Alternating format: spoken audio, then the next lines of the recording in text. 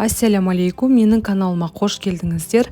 Бүгін сіздерге осындай шоколадты чизкейктің жасалу жолымен бөлісетін боламын.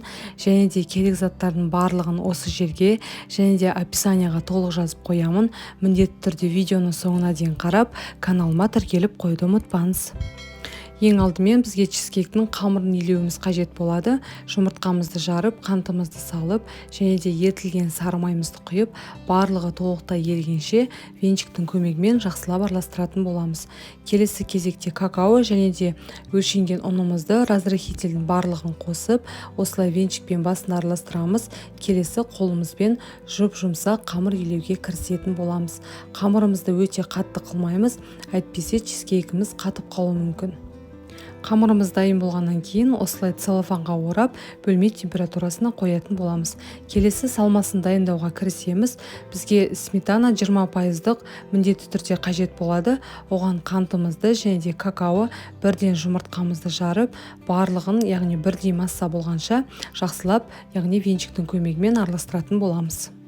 Массамыздың барлығын жақсылап араластырып алдық, және де бізде ескеретін жайт, ыдысымыздың шет жағында ешқандай какаомыздың ұнтағы қалмауы қажет. Чизкейкке кез келген форманы қолдана берулеріңізге болады. Менде осындай торттың формасы, яғни қамырымызды осылай қолымызбен тегістеп, шет жағын кішкене биіктеу етіп, қолымызбен жақсылап жасап шығатын боламыз. Видеода көргендеріңіздей осылай жасап шықтым. Енді осы қамырымыздың барлығын вилканың көмегімен барлық жерін пісіп шығатын боламыз.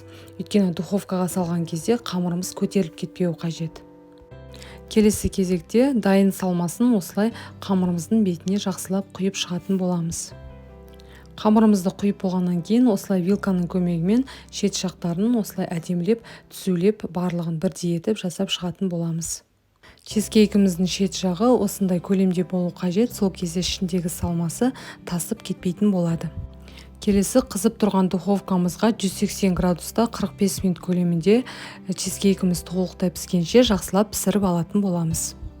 Міне біздің шоколадты чизкейкіміз дайын болды. Мен бетіне әсемдік үшін шиені қолдандым. Сіздер өз қалауларыңыз бойынша басқа да түрлі тәсілмен әсемдей берулеріңізге болады. Өте дәмді болып шығады. Сізге және сіздің келген қонақтарыңызға сөзсіз ұнайды деген ойдамын. Міндетті түрде дайындап көріңіздер.